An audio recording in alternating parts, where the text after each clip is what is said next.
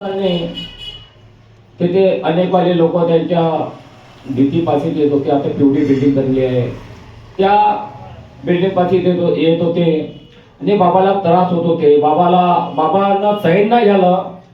पुन्हा ते गेले होते त्यांना की तुम्ही असे म्हणजे करता थोडं थोडक्यामध्ये करा, पण ते मानले नाही. ते बी एक मुलं होते आणि त्यांना एक बाबाविषयी त्यांनी एक दाटी पकडून ठेवली होती. दाटी पकडून ठेवली होती. आता एक जण आला आणि त्यांच्यामध्ये म्हणू लागला की मी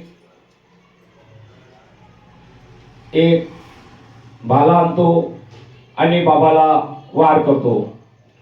तो भाला आणता आणता तो आणला नाही आणि भगवंतामध्ये विलीन झाला.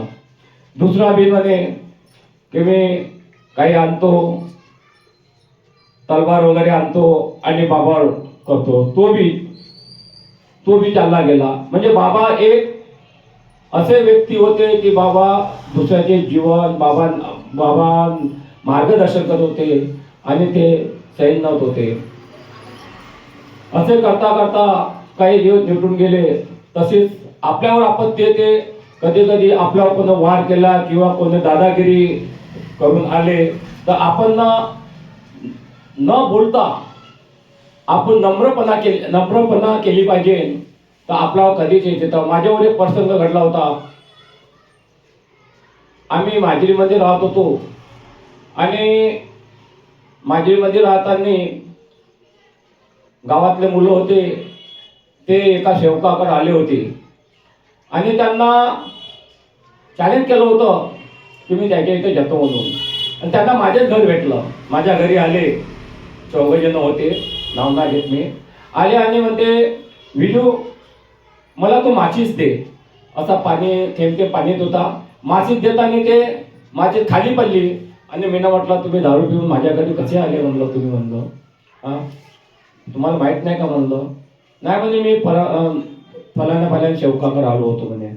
असं करता करता गेले आणि निघून गेले. आम्ही काही बोललो नाही. प्रसंग असा आला की जो माझ्या घरी आला होता त्याच्या मुलाची तुरंत तब्येत बैठली होती. आणि पुन्हा दुसऱ्या दिवशी मला पाट्याला भेटले. आम्ही म्हटले विजू थांब मध्ये. मी म्हणलं काहून. मी काल तू आपला घर फोडला होता का म्हणलं. माझ्या निवासस्थानी तू आला होता म्हणलं दारू पिऊन. अरे यार म्हणे माफी मागतो म्हणे. मी आलो म्हणे पण म्हणे अलगच घडलं म्हणे. माझ्या मुलाची तब्येत ठीक नाही म्हणे तेव्हापासून म्हणे. मी म्हणलं ज्या म्हणला तर त्या पोराची तब्येत दुरुस्त होऊन जाईल. पण असं तू कोण्या सेवकाच्या निवासस्थानी दारू पिऊन घ्यायचे नाही म्हणलं. असे घडते. पण आपण बी चांगलं राहिलं पाहिजे.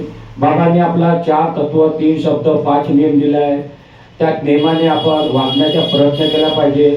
ना आपल्या निवासस्थानी अगर कोणी दुःखी व्यक्ती आला तर त्या बाबाच्या कृपेनं जर आपण त्याला आपल्या निवासस्थानातून सुखी करून अगर पाठवलं धन्य ते मान त्याची बाबा जिंदगीची कृपा.